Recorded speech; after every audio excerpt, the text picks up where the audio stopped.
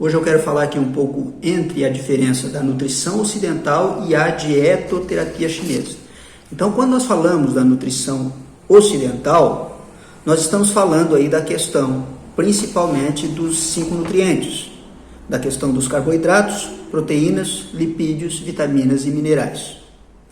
Então, onde nós sabemos que a função primordial do carboidrato seria a primeira fonte de energia, a função primordial das proteínas seria atuar como construtores, dos lipídios também temos fonte aí energética, enquanto das vitaminas e minerais, as funções vitais, elas fazem com que funcionem melhor as funções vitais de modo geral e a parte das funções químicas. Então, ela estimula as funções químicas. Esses nutrientes estimulam as funções químicas.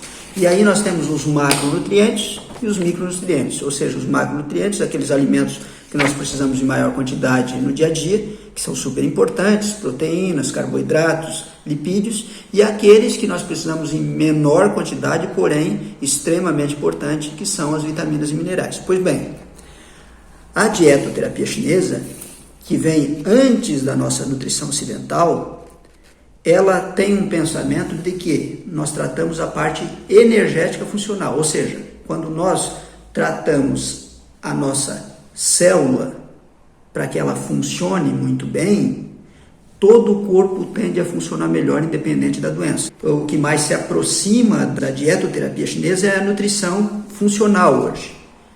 Então é avaliado cada pessoa, é visto os problemas que a pessoa tem e aí é dado condições para que o corpo funcione de forma adequada, colocando aquilo que precisa. Vou dar um exemplo. Prisão de ventre, não vai ao banheiro, e é aquela prisão de ventre que quando ela muda de lugar, realmente ela não vai no banheiro quando muda de lugar. Às vezes até ela vai quando está em casa, mas quando ela vai para um ambiente onde ela, para o cérebro dela, é um ambiente de mais estresse, é um ambiente que ela tem que ficar mais alerta, ela para de ir no banheiro, não vai de jeito nenhum naquele local. O que é isso?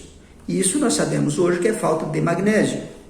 Então, o magnésio ele tem mais de 300 reações, ele ajuda em mais de 300 reações enzimáticas, e ele tem uma quantidade muito importante para funcionar, precisa de uma quantidade ideal para funcionar muito bem o cérebro e para funcionar muito bem o intestino.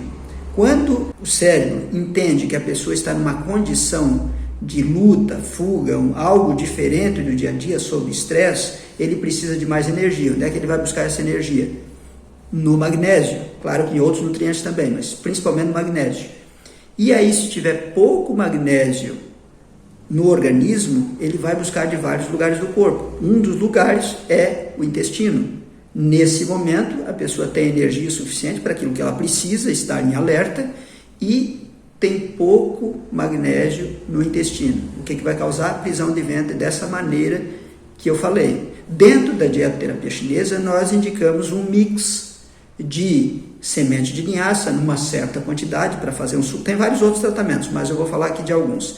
Um mix de semente de linhaça, por exemplo, semente de gergelim, iogurte, ameixas pretas e açúcar mascavo.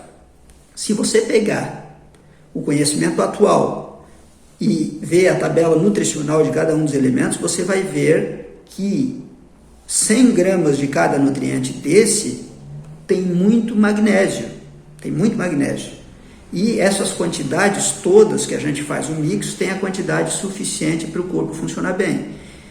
Dentro da medicina chinesa, nós falamos que esse tipo de síndrome, onde a pessoa não vai ao banheiro, dessa maneira que eu falei, às vezes até vai em casa, mas quando sai não vai, por deficiência de magnésio, dentro da medicina chinesa nós chamamos de estagnação do TI do fígado.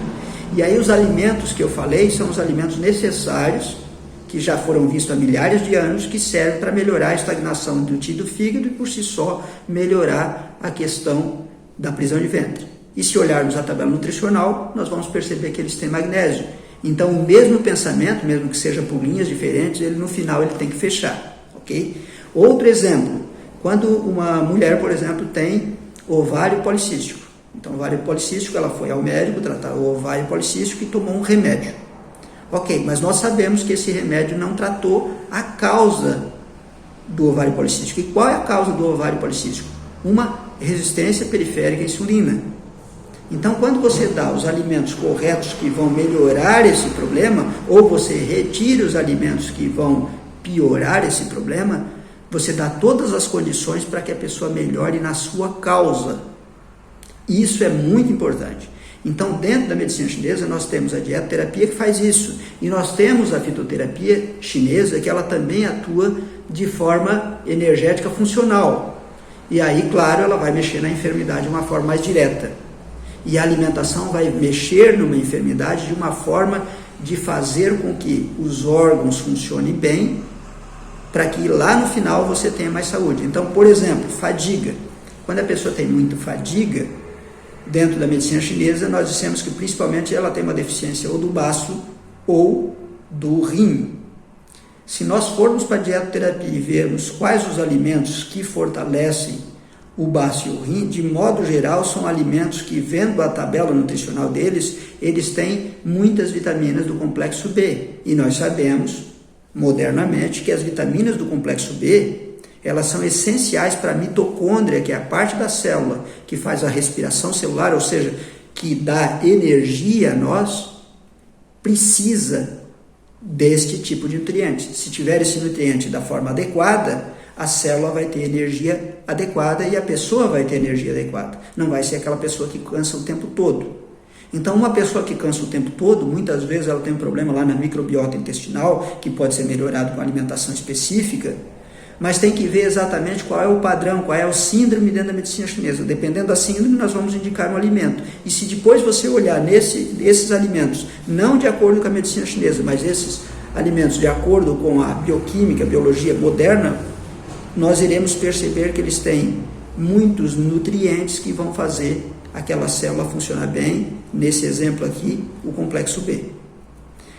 Então é muito importante que nós demos a condição ideal para tratar a causa do problema. Hoje já está visto que muitos problemas, lógico, tem também fatores emocionais envolvidos, tem uma série de fatores envolvidos que pode desencadear uma determinada doença. Mas, por exemplo, fibromialgia, que é uma doença que muitas pessoas sofrem, é uma doença a nível nutricional. Você consegue tratar com alimentos, ou você consegue tratar com plantas alimentares não convencionais, como, por exemplo, a questão da espirulina, como, por exemplo, a questão da clorela, pâncreas, chamadas pâncreas, né? Hoje que a gente chama planta alimentar não convencional.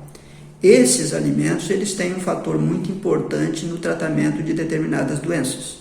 E a fibromialgia, se der, isso já está provado hoje, se der uma nutrição adequada a nível celular, você consegue tratar a fibromialgia. Para a medicina chinesa, pode ser a fibromialgia duas coisas, pode ser uma deficiência de sangue ou uma estagnação de qi e sangue. Então, para isso, vão ter alimentos mais indicados, mais direcionados, mais individualizados para cada pessoa. Então, você tem uma terapia completa, onde você utiliza de alimentos desta forma, você utiliza de fitoterápico ou da própria acupuntura para tratar a enfermidade propriamente dita e diretamente. Você atua na raiz do problema e você atua naquilo que está aparecendo. Isso é fundamental para que nós tratamos qualquer enfermidade.